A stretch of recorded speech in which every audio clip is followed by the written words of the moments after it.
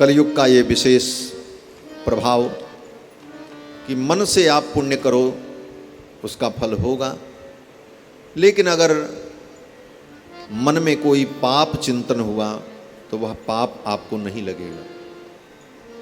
लेकिन इसका मतलब ये मत सोचना कि अब मन से हम पाप चिंतन करते रहें। हाँ, पाप का ज़्यादा चिंतन करोगे तो चिंतन तक तो कोई बात नहीं, लेकिन अत्यधिक जिस विषय का चिंतन होता है वह क्रिया में परिणत हो जाता है। तो नहीं भी आप करोगे तो आज नहीं कल वो क्रिया के रूप में सामने आ जाएगा, तब तो पाप लग ही जाएगा। इसलिए चिंतन से भी हमें बचना चाहिए, पाप का भी हम चिंतन न करें, बुद्धिमानी यही है। और कलयुग की विशेषता क्या है? कलयुग की विशेषता का वर्णन करते करते तो गोस्वामी जी ने यह भी कह दिया कि महाराज कलयुग से बढ़िया तो कोई युग ही नहीं है। कलयुग से बढ़िया कोई युग नहीं है, सबसे बढ़िया युग अगर कोई है तो कलयुग है।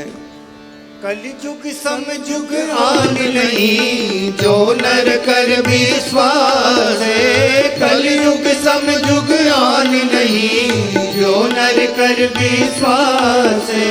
गाई राम गुण गण विमल, भवतर भी नहीं प्रयास।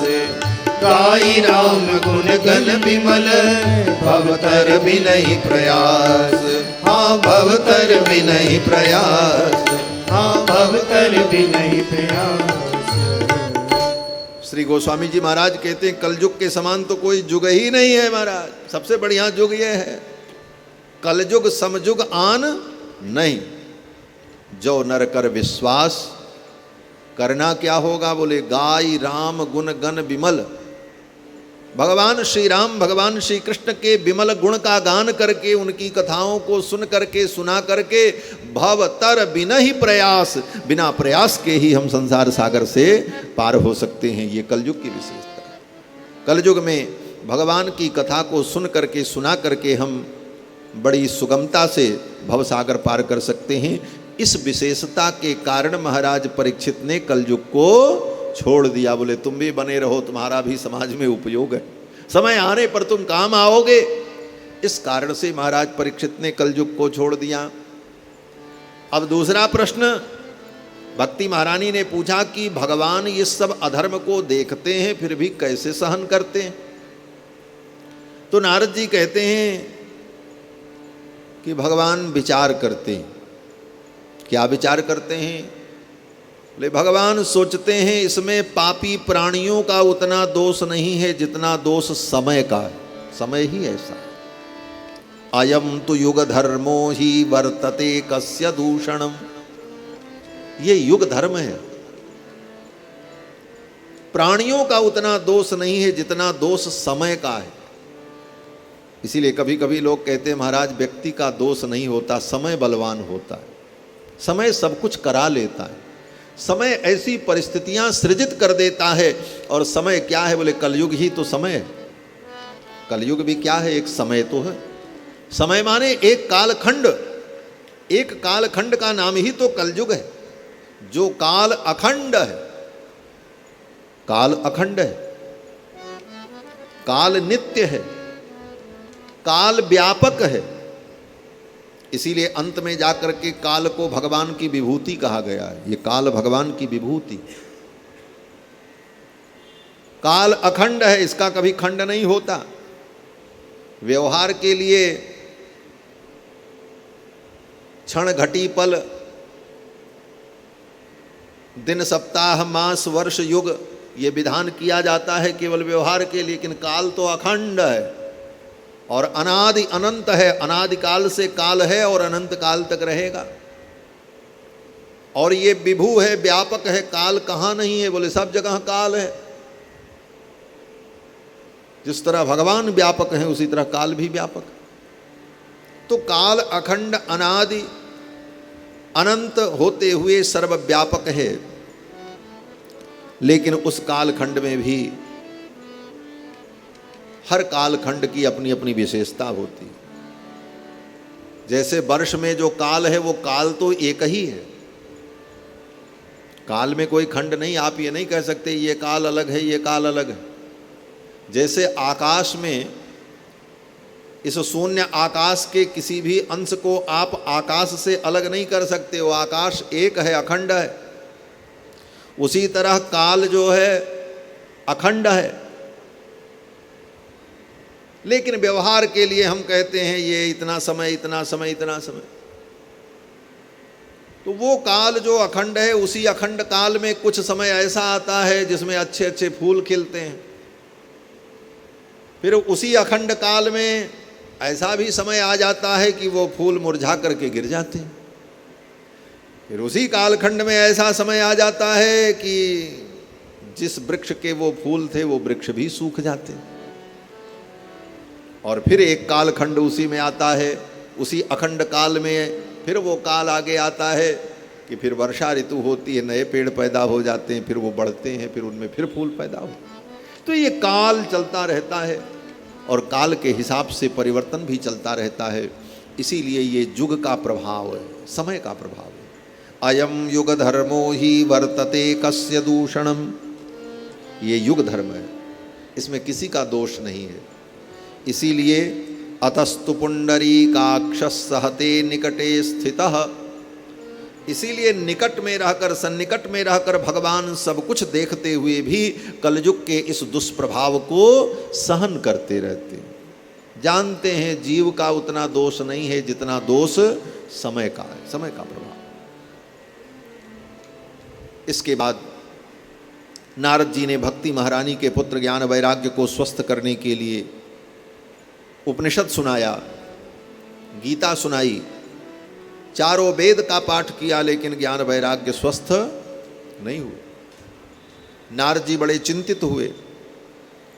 उसी समय आकाशवाणी हुई और आकाशवाणी ने कहा, नारद जी आपका प्रयास निष्फल नहीं होगा, आप सत्कर्म करो, सत्कर्म करने पर ज्ञान वैराग्य स्वस्थ हो जाएगा।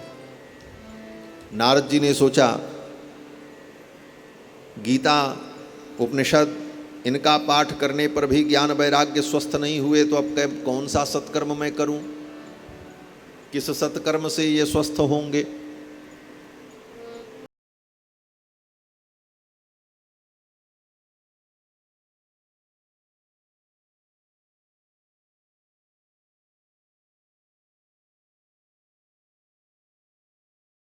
उस सत्कर्म का मतलब क्या है, कौन सा सत्कर्म, उसका रूप क्या होना चाहिए, वो सत्कर्म कैसे किया जाता है, ये जानने के लिए नारद जी महाराज चल पड़े और अनेक मुनि महात्माओं से पूछा, लेकिन किसी ने सटीक उत्तर नहीं दिया, सही समाधान नहीं हुआ। किसी ने तो कहा महाराज इस प्रश्न का कोई उत्तर ही नहीं है। असाध्यम केचन प्रोचुः, किसी ने कहा ये असाध्य है, किसी ने कहा दुर्गेयम, इसका उत्तर तो है लेकिन मिलना कठिन है। ठीक है, कुछ लोगों ने देखा कि नारद जी आ रहे हैं प्रश्न करने के लिए, तो मूकी भूताः, कुछ लोग तो मौन हो गए, मूक बन गए। नारद जी ने आकर के पूछा, भाई आप तपस्वी हो, बड़े विद्वान हो, आपका नाम हमने सुना है, आप बताओ सत्कर्म की परिभाषा क्या है। वो विद्वान लोगों ने अपना मुंह बंद कर लिया और इशारा किया, हम तो मौनी बाबा हैं, आजकल मौन हो गए, बोलते ही नहीं, क्या उत्तर दें। मूकी भूताः कियंतस्तु पलायिताः, कहते हैं कुछ तो ऐसे थे जो पलायित हो गए, भाग गए। नारद जी को आते देखा और रास्ता बदल दिया, बोले अब नारद जी ऐसा प्रश्न लेकर के आ रहे हैं, कहाँ से उत्तर दें, इनके प्रश्न का तो कोई उत्तर ही नहीं। अंत में नारद जी कहाँ पहुंचे, बोले उत्तराखंड पहुंच गए। ऐसे आध्यात्मिक प्रश्नों का उत्तर तो उत्तराखंड में ही मिल सकता है, उसका नाम ही उत्तराखंड है। भगवान के विषय में, धर्म के विषय में, तत्व के विषय में जिज्ञासा हो तो उत्तराखंड का रास्ता पकड़ लेना चाहिए। बड़े बड़े ज्ञानी ऋषि मुनि महात्मा वहां मिलेंगे। वेद व्यास जी महाराज भी बद्रीनाथ धाम में ही रहकर, बद्री विशाल के चरणों में बैठकर सरस्वती नदी के तट पर इस दिव्य ज्ञान को, श्रीमद् भागवत महापुराण को प्रकट किया है। ये जो हम आप सुन रहे हैं, इसका लेखन तो सरस्वती नदी के तट पर ही हुआ, और ऐसा दिव्य ज्ञान तो सरस्वती के तट पर ही मिलेगा। बद्रीनाथ धाम में लेखन किया है वेद व्यास जी ने इसका। तो नारद जी वहां पहुंचे और सनकादिक मिल गए। सनकादिकों से पूछा, सनकादिकों ने सत्कर्म की परिभाषा बताई। सनकादिकों ने कहा, सत्कर्म सूचको नूनम ज्ञान यज्ञ स्मृतो बुधई। ज्ञान यज्ञ ही सबसे बड़ा सत्कर्म है। और ये ज्ञान यज्ञ क्या है? बोले श्रीमद्भागवतालापस्सतु गीत शुकादि भी। सुखदेव जी ने जो श्रीमद्भागवत की कथा सुनाई है, इस कथा का साप्ताहिक अनुष्ठान यही सत्कर्म है। आकाशवाणी ने इसी को सत्कर्म कहा है। नारद जी ने कहा श्रीमद् भागवत की कथा, बोले हाँ, इसी के द्वारा भक्ति ज्ञान वैराग्य का संवर्धन होगा। ज्ञान वैराग्य दोनों स्वस्थ हो जाएंगे। नारद जी के मन में थोड़ा संदेह हुआ। संदेह क्या हुआ? बोले जैसे आपको बहुत बड़ी कोई बीमारी हो जाए, सपोज कोई बीमारी आपको हो जाए, बहुत बड़ी बीमारी, और आपने 50 डॉक्टरों को दिखाया दिल्ली से बंबई तक, लेकिन कहीं आपको इलाज नहीं मिला। लेकिन साधारण से कोई डॉक्टर मिल गए और उन्होंने कहा बस ये दवा लो, 2 पैसे की दवा, इसको खाओ ठीक हो जाओगे, तो उस सामने वाले व्यक्ति को विश्वास नहीं होगा। इतने बड़े बड़े डॉक्टरों को हमने दिखाया, इतनी महंगी महंगी दवा खाई, ये 2 पैसे की दवा, और इसकी बात पे कैसे भरोसा करें? कभी कभी ऐसा होता है। नारद जी को भी ऐसा लगा। बड़े बड़े ऋषि मुनि महात्माओं से मैं मिला और किसी ने कोई समाधान नहीं किया, सारे उपाय फेल हो गए। और ये कह रहे हैं ये श्रीमद् भागवत महापुराण, ये ऐसा सत्कर्म है, इससे ज्ञान वैराग्य भक्ति दृढ़ हो जाएंगे। उपनिषद सुनाया हमने, गीता सुनाई, ज्ञान वैराग्य स्वस्थ नहीं हुए तो भागवत सुन करके वो कैसे स्वस्थ हो जाएंगे? भागवत तो पुराण है, हमने तो वेद सुना दिया। वेद तो सुप्रीम कोर्ट है, हाँ। वेद तो सर्वोपरि है। वेदात् धर्मो ही निर्बभौ, वेद से ही सारे धर्म का प्रादुर्भाव होता है। धर्मम जिज्ञासमानानां प्रमाणम परमम श्रुति ही। धर्म की जिज्ञासा होने पर श्रुति वेद ही परम प्रमाण होता है। और वेद की रक्षा के लिए ही बड़े बड़े ऋषि मुनियों का अवतार होता है। वेदे संजात खेदे मुनिवर वचने प्राप्त नित्यावमाने, वेदत्राणाय जो भूत सजयति भगवान विष्णु घंटावतार। आचार्यों के विषय में यही कहा गया कि वेद की रक्षा के लिए ही भगवान का प्रादुर्भाव, आचार्यों का प्रादुर्भाव। हमने वेद सुनाया, उपनिषद सुनाया, फिर भी ज्ञान वैराग्य स्वस्थ नहीं हुए तो भागवत पुराण सुन करके कैसे स्वस्थ हो जाएंगे?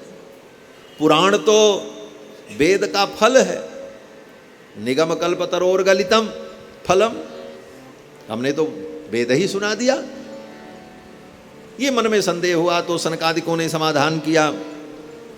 सनकादिकों ने कहा बात ठीक है, वेद की बड़ी महिमा है, वेद सर्वोपरि हैं, उपनिषद सर्वोपरि है, लेकिन श्रीमद्भागवत महापुराण उसी वेद रूपी वृक्ष का पका हुआ फल है।